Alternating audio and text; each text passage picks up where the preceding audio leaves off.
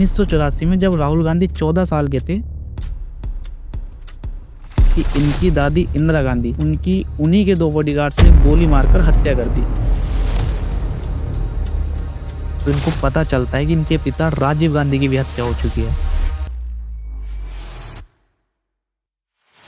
Social media पर इनके बहुत मीम्स बनने लगे थे जब लोगों ने इनको पप्पू बोलना स्टार्ट कर दिया था। बार राहुल गांधी जो है ये अमेठी से भी हार चुके थे। Rahul Gandhi today came out and conceded defeat. सबको यही लगने लगा था कि इतने फेलियर्स के बाद राहुल गांधी का करियर अब खत्म हो चुका है, पर असल में ऐसा होता नहीं है।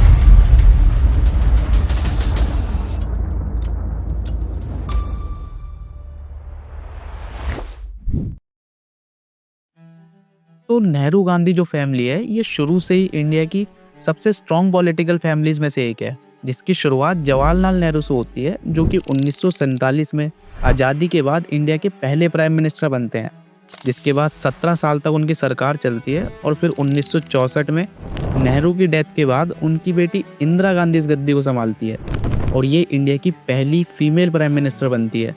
अब इंदिरा गांधी की जो सरकार थी वो खुद अपने टाइम की काफ़ी पॉपुलर और कॉन्ट्रोवर्शियल थी। इस पे पूरी एक अलग वीडियो बन सकती है, तो उसकी बात हम फिर कभी और करेंगे।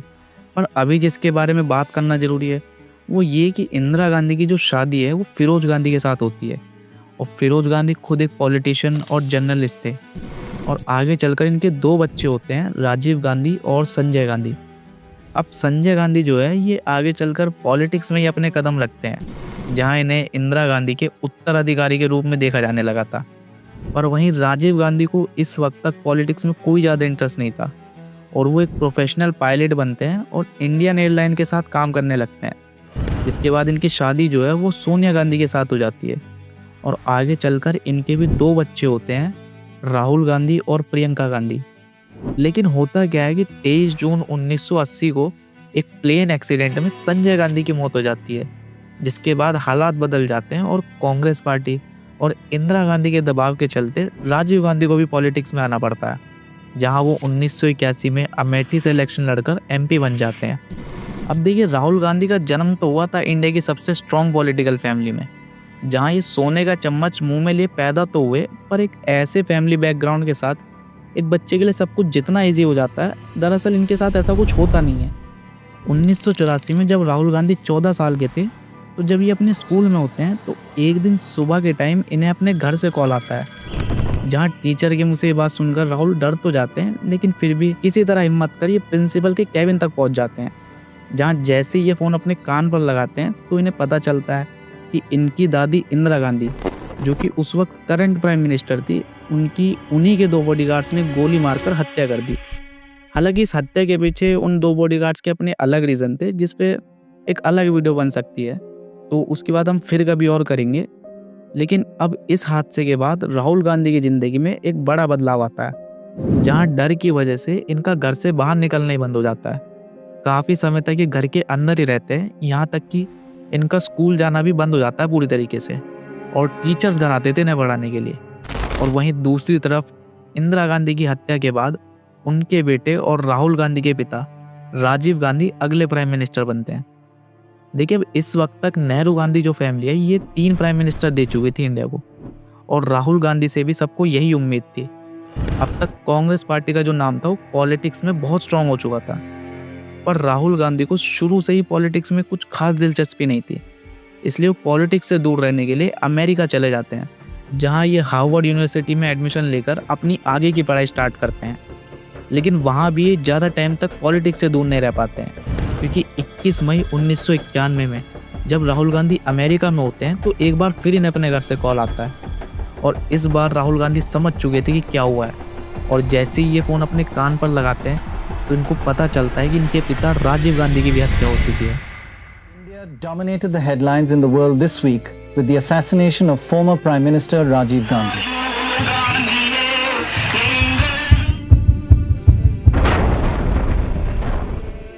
अब राजीव गांधी की जो हत्या हुई थी वो एक बॉम्ब विस्फोट में की गई थी, जिसमें उनके साथ और 15 लोग भी मारे जाते हैं, और ये हादसा जो है वो तमिलनाडु में उनकी एक चुनाव रैली के दौरान हुआ था। लेकिन अब अपने पिता की मौत के बाद राहुल गांधी एक बार फिर से इंडिया वापस आ जाते हैं, अब पिछले 10 सालों में ये तीसरी डेथ थी इनकी फैमिली में, जिससे नेहरू गांधी फैमिली में काफ़ी प्रॉब्लम हो चुकी थी। और क्योंकि राहुल गांधी बाहर रहते थे तो एक तरीके से इनकी जान को भी खतरा था। और उस वक्त हार्वर्ड यूनिवर्सिटी भी इनके लिए सेफ ऑप्शन नहीं था, जिससे बचने के लिए ये करते ये हैं कि अपना नाम राहुल गांधी से चेंज कर राहुल विंसी रख लेते हैं। जिसके बाद ये सीक्रेटली रीलोकेट करते हैं फ्लोरिडा के रॉलिंस कॉलेज में, जहाँ ये अपनी आगे की पढ़ाई कंटिन्यू करते हैं और 1994 में अपनी बैचलर्स की डिग्री लेते हैं। और सिर्फ इतना ही नहीं, 1995 में Rahul Gandhi Trinity college Cambridge से मास्टर ऑफ फिलॉसफी की डिग्री भी कंप्लीट कर लेते हैं। अब अपनी हायर एजुकेशन कंप्लीट करने के बाद राहुल गांधी मॉनिटर ग्रुप के साथ अपने करियर की शुरुआत करते हैं, जो कि एक मैनेजमेंट कंसल्टिंग फर्म है लंदन में, जहाँ ये 3 साल तक काम करते हैं। जिसके बाद 2002 में ये इंडिया वापस आ जाते हैं और एक टेक्नोलॉजी कंसल्टेंसी कंपनी में डायरेक्टर बन जाते हैं। देखिए, इस वक्त तक भी राहुल गांधी ने पॉलिटिक्स में कोई कदम नहीं रखा था। इनको अभी भी पॉलिटिक्स में कोई इंटरेस्ट नहीं था, बल्कि इनका जो ज़्यादा इंटरेस्ट था वो क्रिकेट, मार्शल आर्ट्स और बाकी आउटडोर काम में था। लेकिन इसके बाद हालात कुछ ऐसे बन जाते हैं कि ना चाहते हुए भी इनको पॉलिटिक्स में आना ही पड़ता है। अब पॉलिटिक्स में आने के पीछे इनके कई बड़े कारण थे। इसमें से एक मेन कारण ये भी था कि कांग्रेस पार्टी को शुरू से ही नेहरू गांधी फैमिली लीड करते हुए आ रही थी और राजीव गांधी की मौत के बाद सोनिया गांधी पार्टी की अध्यक्ष बनकर लीड करती है। लेकिन फिर आगे चलकर कांग्रेस पार्टी को एक नए लीडर की ज़रूरत पड़ती है जिससे यूथ रिलेट कर सके, और राहुल गांधी से बेहतर ऑप्शन इसके लिए और कोई नहीं था। क्योंकि एक तो राहुल गांधी उस वक्त यंग थे, पढ़े लिखे थे, और सबसे ज़रूरी बात ये थी कि ये गांधी फैमिली का हिस्सा थे। और कांग्रेस पार्टी और उसके समर्थकों में भी यही उम्मीद थी कि हमेशा नेहरू गांधी फैमिली से ही कोई ना कोई सदस्य पार्टी को लीड करता रहेगा। लेकिन सबसे ज़्यादा दबाव इन्हें अपनी मां सोनिया गांधी की साइड से था, क्योंकि संजय गांधी और राजीव गांधी की मौत के बाद इनकी फैमिली से कोई भी आदमी नहीं था पॉलिटिक्स में जो कांग्रेस पार्टी को लीड कर सके। और इन सब चीज़ों की वजह से कहीं ना कहीं अब राहुल गांधी का भी मन हो चुका था पॉलिटिक्स में आने का, जहाँ ये अपने एक इंटरव्यू में भी कहते हैं कि वो देश की सेवा करना चाहते हैं, खासकर युवाओं और गरीबों के लिए।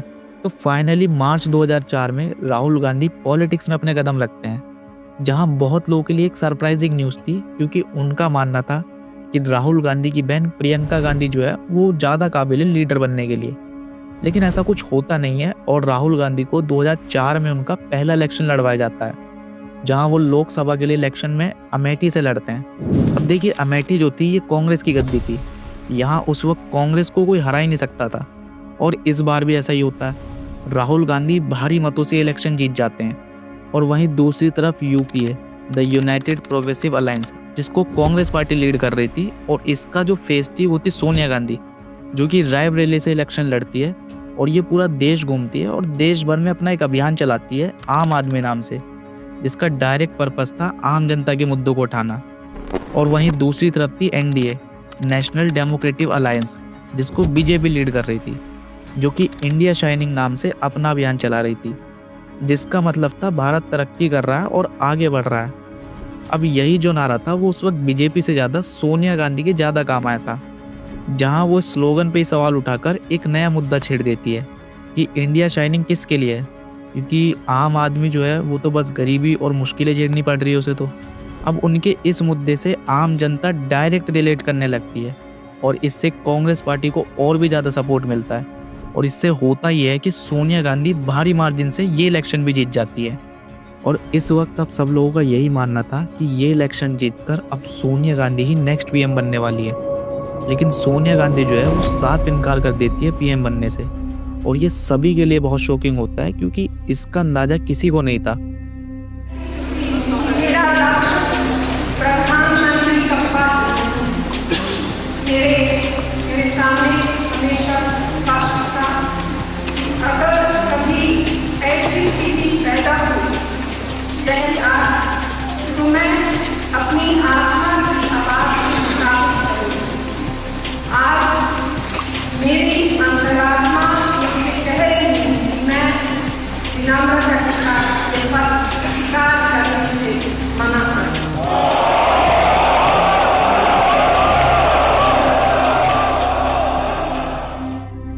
जिसको लेकर कुछ समय बाद कांग्रेस पार्टी के एक फॉर्मर मेंबर रिवील करते हैं कि सोनिया गांधी के इस फैसले के पीछे असल में राहुल गांधी का डर था, क्योंकि सोनिया गांधी के इलेक्शन जीतने के बाद जब उनके नेक्स्ट पीएम बनने की तैयारी चल रही थी, तब राहुल गांधी उनके पास पहुंचते हैं, जहां वो सोनिया गांधी को मना कर देते हैं पीएम बनने के लिए, क्योंकि उन्हें ये डर था कि जो हाल इंदिरा गांधी और राजीव गांधी का हुआ है, अब सोनिया गांधी के साथ वैसा ना हो। क्या जानना चाहते थे? और आपने कहा कि आपने खुद कहा कि मैं कोई घटिया बात नहीं लिखूंगा, बिलो द बेल्ट नहीं है, तो वो क्या जानना चाहते थे और आप क्या नहीं लिख पाए? नहीं, मैं लिख तो दिया है कि वो क्यों प्रधानमंत्री नहीं बनी, तो किताब में पढ़ लिया होगा आपने जी। इसकी वजह ये थी, और वजह ये थी कि राहुल गांधी नहीं चाहते थे कि उनकी मदर की हत्या हो जाए, जैसे उनके पिताजी की और उनकी दादी की हुई थी, और ये सही माने में उसको फिक्र थी बेटे के तौर पे, तो उसने कहा कि नहीं, आपको नहीं बनना चाहिए, ना मैं बनने दूंगा।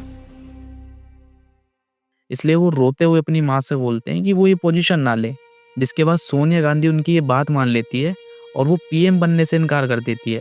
हालांकि जब राहुल गांधी से एक इंटरव्यू में इसके बारे में पूछा गया, तो उन्होंने इस बात से साफ नकार दिया था, जहां वो बताते हैं कि उन्होंने कभी अपनी माँ को पीएम बनने से मना नहीं किया था, बल्कि ये उनकी माँ के पर्सनल डिसीजन था। लेकिन अब इस पोजीशन के लिए कांग्रेस पार्टी को एक ऐसे इंसान की जरूरत थी जिसके लिए पहले तो सारे पार्टी मेंबर सहमत हो, और दूसरा और सबसे जरूरी, जो कि भरोसे लायक हो। और यहीं पर नाम निकल कर आता है डॉक्टर मनमोहन सिंह का। ये कांग्रेस पार्टी के एक सीनियर नेता थे और सोनिया गांधी के एडवाइजर थे। इनसे किसी को कोई प्रॉब्लम नहीं थी, और सबसे जरूरी बात, ये कांग्रेस के वफादार थे, और इसीलिए अब सोनिया गांधी की जगह मनमोहन सिंह को नेक्स्ट पीएम बनाया जाता है। अब देखिए, इस वक्त तक भी राहुल गांधी जो है वो एकदम न्यूट्रल चल रहे थे अपने पॉलिटिकल करियर में। ना तो अभी तक इनका कोई राइज स्टार्ट हुआ था और ना ही डाउनफॉल, क्योंकि अभी तक राहुल गांधी का जो फोकस था वो सिर्फ अमेठी पे था। लेकिन पार्टी के बाकी मेंबर्स चाहते थे कि राहुल गांधी नेशनल या कम से कम यूपी में कोई बड़ा रोल प्ले करे, पर राहुल गांधी इसके लिए रेडी नहीं होते हैं। उनका कहना था कि पहले वो भी अमेठी पे ही ध्यान देंगे, जहां वो काफ़ी चीज़ों में इम्प्रूवमेंट लाने की कोशिश करते हैं, जिसमें उन्होंने हेल्थ केयर, एजुकेशन, इंफ्रास्ट्रक्चर और वुमेन सेल्फ हेल्प जैसे मुद्दों को प्रमोट किया था, जिससे इनके करियर में भी अब राइज हो रहा था। और यहीं से इनके करियर का दूसरा फेज स्टार्ट होता है, जब 2007 में राहुल गांधी पॉलिटिक्स में एक बड़ा रोल लेते हैं, जहां ये अब कांग्रेस पार्टी के जनरल सेक्रेटरी बन जाते हैं। और अब वो यूथ कांग्रेस पे ज़्यादा फोकस करते हैं, क्योंकि उनका मानना था कि यही पार्टी का फ्यूचर है। लेकिन पार्टी के जो ओल्ड मेंबर्स थे, उनको ये चीज़ पसंद नहीं आई थी। तो जब राहुल गांधी ने पार्टी में नए मेंबर्स को इंट्रोड्यूस किया, तो सीनियर मेंबर्स ने उन्हें भी क्रिटिसाइज किया। पर राहुल गांधी यही नहीं रुकते हैं, और अब उन्होंने लोकसभा की सीट्स पे भी ध्यान देना स्टार्ट कर दिया था, जहां कांग्रेस ऑलरेडी हार रही थी। और राहुल गांधी का मानना था कि यहाँ भी उन्हें यंग लीडर्स की ज़रूरत है, जिसके बाद होता भी ऐसा ही है। लेकिन अब पुराने लीडर्स जो थे वो इस बात से बिल्कुल खुश नहीं थे, क्योंकि राहुल गांधी यहाँ कर क्या रहे थे कि वो नई चीज़ों पे ज़्यादा ध्यान दे रहे थे। और इन्हीं सब के चलते कांग्रेस पार्टी में अब एक इंटरनल फाइट स्टार्ट हो गई थी, क्योंकि राहुल गांधी जो है ये लगातार नए कल्चर को इंट्रोड्यूस कर रहे थे, जो कि कांग्रेस पार्टी की ओल्ड इमेज से क्लैश कर रहा था। और इसी वजह से पार्टी में ओल्ड वर्सेस न्यू का कॉन्फ्लिक्ट होने लगा था, जिसके बाद अब राहुल गांधी के करियर का तीसरा फेज स्टार्ट होता है, और यहीं से इनका डाउनफॉल भी होने लगा था। अब राहुल गांधी शुरू से ही अपनी तरफ से कोशिश तो पूरी कर रहे थे, लेकिन इनके साथ प्रॉब्लम ये थी कि ये 2007 में जनरल सेक्रेटरी बनने के बाद भी पार्लियामेंट में चुप रहते थे, ज़्यादा बोलते नहीं थे, और मीडिया को भी ये कम ही इंटरव्यू देते थे। और इनके इसी चुप रहने की वजह से ये कांग्रेस को एक डिपेंडेंट नेता ज़्यादा लगते थे, बजाय प्रोटेक्टर के। और दूसरा और बड़ा रीज़न जो इनके डाउनफॉल कर रहा है वो है इनकी स्पीच।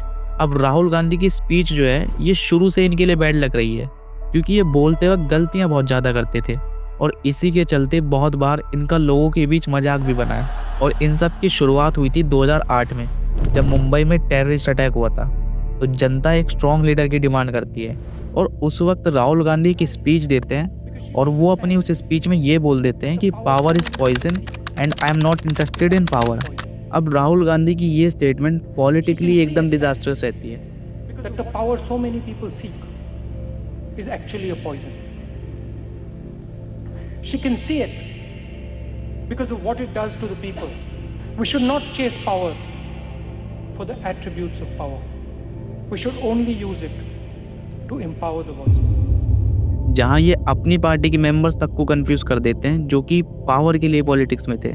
और इसकी वजह से ही उन्होंने खुद को ऐसे दिखा दिया था कि वो एक ऐसे लीडर है जो जिम्मेदारी नहीं उठा सकते और ना ही जनता के लिए लड़ सकते हैं। लेकिन ये तो बस शुरुआत थी, क्योंकि इसके अगले कुछ सालों में राहुल गांधी इतनी ज़्यादा गलतियाँ करते हैं जिससे इनका पूरे देश में मजाक बन जाता है। जैसे एक बार होता गया है कि राहुल गांधी मध्य प्रदेश में एक रैली करते हैं जहाँ इन्हें औरतों के साथ बढ़ते वॉयलेंस पे स्पीच देनी थी, लेकिन बोलते वक्त ये 2 हिंदी शब्दों में कंफ्यूज हो जाते हैं और बलात्कार को भ्रष्टाचार से मिक्स कर देते हैं, जिसके बाद पूरी रैली का मुद्दा ही बदल चुका था और लोगों के बीच इनका काफ़ी मजाक बनता है।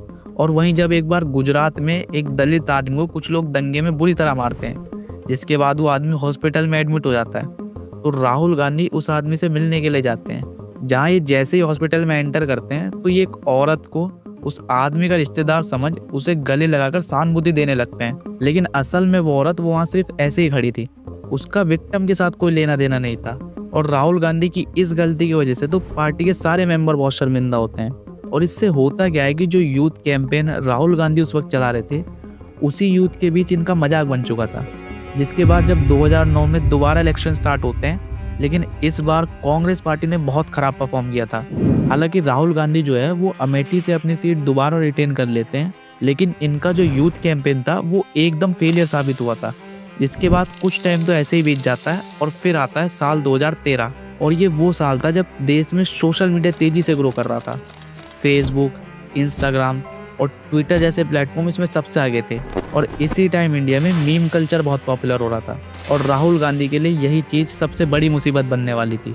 अब एक तो पहले से ही राहुल गांधी बोलते वक्त इतनी ज़्यादा गलतियाँ करते थे, और कई बार तो सच में गलत ही बोलते थे। जैसे अपनी एक स्पीच में राहुल गांधी का कहना था कि गरीबी जो है वो एक मानसिक स्थिति है। अब अगर यही बात आप जनता जिसमें मेजॉरिटी ऑफ पीपल गरीब हैं उनके नज़रिए से आप देखते हैं तो ये बात बिल्कुल सेंस नहीं बनाती।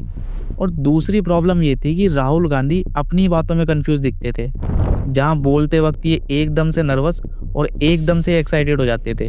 और राहुल गांधी की इन्हीं गलतियों की वजह से सोशल मीडिया पर इनके बहुत मीम्स बनने लगे थे। अच्छी बात बोली, आपको अच्छी लगी तो ऐसे थोड़ा मार दीजिए हाथ, आप थोड़ा सा मार दीजिए। वो देखो चांद है, उस पे मैं तुम्हें खेत दूंगा। आने वाले समय में वहां तुम आलू उगाओगे, वहां मैं मशीन लगाऊंगा, ऐसी मशीन लगाऊंगा, इस साइड से आलू घुसेगा, उस साइड से सोना निकलेगा।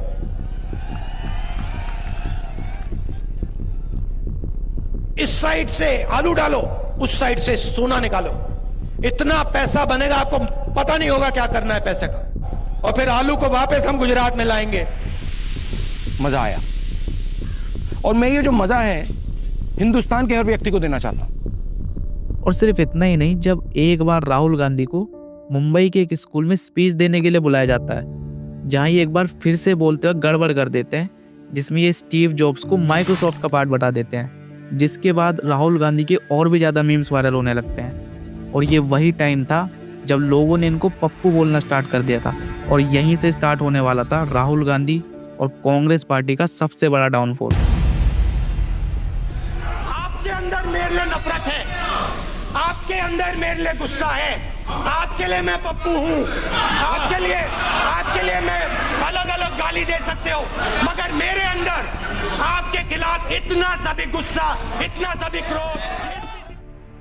साल 2014 जब पूरे देश में इलेक्शन का माहौल था, जिसमें LK आडवाणी को पीछे कर नरेंद्र मोदी जो है ये बीजेपी का नया चेहरा बन जाते हैं, और इस बार ये प्राइम मिनिस्टर की पोस्ट के लिए इलेक्शन में खड़े होते हैं।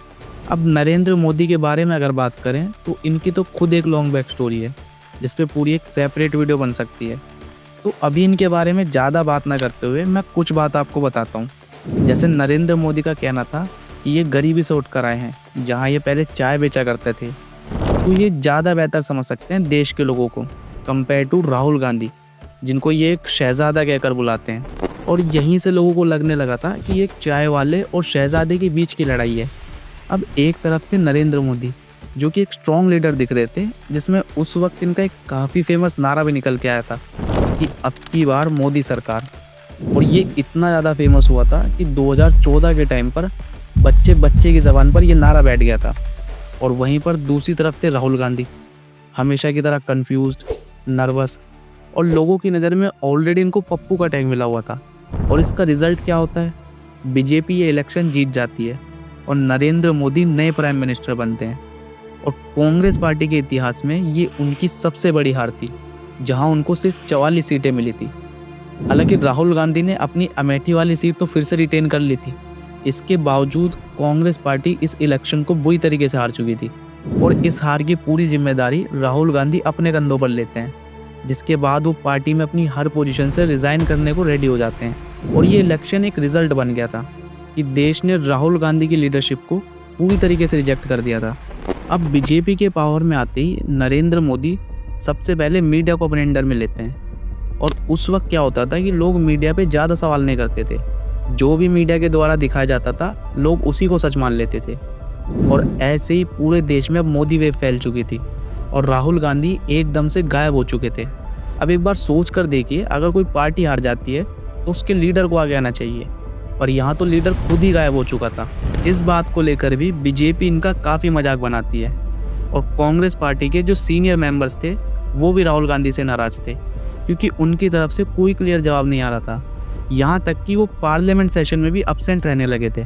जिसके बाद राहुल गांधी 2015 में वापस आते हैं और फिर से ये थोड़ी कोशिश करते हैं खुद को बदलने की, जहाँ वो पार्लियामेंट में अग्रेसिव स्पीच देना स्टार्ट करते हैं, किसानों के लिए रैली निकालते हैं और मोदी सरकार की लैंड बिल के खिलाफ भी आवाज़ उठाते हैं। पर बीच बीच में वो फिर से गायब होने लगे थे और राहुल गांधी की इन्हीं हरकतों के चलते लोगों ने इनको पार्ट टाइम पॉलिटिशियन बुलाना स्टार्ट कर दिया था। और इस टाइम तक पार्टी पे भी काफ़ी प्रेशर बढ़ रहा था और सब यही चाहते थे कि राहुल गांधी अब कोई मेन रिस्पॉन्सिबिलिटी लें, जिसे राहुल गांधी कुछ टाइम तक तो अवॉइड करते हैं, लेकिन फिर फाइनली 2017 में वो कांग्रेस पार्टी के प्रेसिडेंट बन जाते हैं। जिसके बाद 2018 में राहुल गांधी के लिए एक बड़ा मूवमेंट भी आया था, जिसमें कांग्रेस ने राजस्थान, मध्य प्रदेश और छत्तीसगढ़ के इलेक्शन में बीजेपी को हरा दिया था। इसके बाद राहुल गांधी का ऐसी पॉलिटिक्स में आना जाना लगा रहता है और फिर टाइम आता है साल 2019 का, जब एक बार फिर से देश में इलेक्शन होने वाले थे। और इस बार राहुल गांधी का जो मेन अटैक था वो था उनका एक स्लोगन, जिसका नाम था चौकीदार चोर है। इससे उनका डायरेक्ट इशारा नरेंद्र मोदी की तरफ था, जिसमें राहुल गांधी नरेंद्र मोदी के ऊपर राफेल डील में करप्शन का इल्ज़ाम लगाते हैं। पर यही स्लोगन राहुल गांधी पर ही बैकफायर कर जाता है, क्योंकि हमेशा की तरह राहुल गांधी बोलते वक्त फिर से गलती कर देते हैं, जिसमें राहुल गांधी ये कह देते हैं कि सुप्रीम कोर्ट ने भी उनको राफेल वाले क्लेम में सपोर्ट किया है, जो कि बिल्कुल सच नहीं था। जिसके लिए सुप्रीम कोर्ट भी राहुल गांधी को नोटिस भेज देता है, जिसके बाद राहुल गांधी को अपॉलजी एफिडेविट भी देनी पड़ी थी। इससे उनका इमेज और ज़्यादा ख़राब हो गया था। लोगों फिर से यही लगा था कि ये तो बिना सोचे समझे कुछ भी बोल देता है। और 23 मई 2019 को इलेक्शन का रिजल्ट आता है, जिसमें कांग्रेस पार्टी को एक बार फिर से बड़ा झटका लगा था, क्योंकि इस बार भी बीजेपी इलेक्शन जीत चुकी थी और इस बार कांग्रेस पार्टी पिछली बार से भी ज़्यादा बुरी तरीके से हारी थी, क्योंकि इस बार राहुल गांधी जो है ये अमेठी से भी हार चुके थे, जिसे कांग्रेस का घर बताया जाता था, जहां उन्हें हराना नामुमकिन था। लेकिन राहुल गांधी के हाथ से ये सीट भी जा चुकी थी। इस बार राहुल गांधी के लिए ये बहुत बड़ा डिजास्टर था, जिसके बाद वो कांग्रेस प्रेसिडेंट की पोस्ट से रिज़ाइन कर देते हैं और एक बार फिर राहुल गांधी कुछ समय के लिए गायब हो चुके थे। लेकिन इस बार राहुल गांधी के जाने से पार्टी में दरार आने लगी थी। कई मेंबर्स राहुल गांधी की पार्टी में कंप्लेन करने लगे थे और कुछ मेंबर्स ने तो पार्टी तक चेंज कर ली थी, जिसके बाद सबने राहुल गांधी का जिक्र करना ही बंद कर दिया था। हालांकि उस वक्त देश में कोविड-19 भी आ चुका था, तो लोगों का ज़्यादा ध्यान उस पर था। इस वक्त सबको यही लगने लगा था कि इतने फेलियर्स के बाद राहुल गांधी का करियर अब ख़त्म हो चुका है, पर असल में ऐसा होता नहीं है। 2020 में जब फार्म लॉज आए तो फार्मर्स के साथ राहुल गांधी ने भी प्रोटेस्ट ज्वाइन किया और पार्लियामेंट में भी उन्होंने इस मुद्दे को काफ़ी अग्रेसिवली उठाया। जिसके बाद 2021 में भी कोविड मिसमैनेजमेंट को लेकर इन्होंने मोदी सरकार को टारगेट किया, जिसे देखकर अपोजिशन पार्टीज़ ने भी इनका सपोर्ट किया और उस वक्त माहौल ऐसा बन गया था कि लोगों का भी इनको काफ़ी सपोर्ट मिलने लगा था। देखिए अब होता गया है कि इस इंसिडेंट के बाद राहुल गांधी की जो इमेज थी लोगों की नज़रों में वो कुछ हद तक इम्प्रूव होने लगी थी, लेकिन इसके बाद जो होने वाला था उससे सब कुछ बदल जाता है। साल 2022 ये वो साल था जब राहुल गांधी की लाइफ में लाइफ चेंजिंग मोमेंट आता है। अब होता क्या है कि अगस्त 2022 में राहुल गांधी भारत जोड़ो यात्रा अनाउंस करते हैं।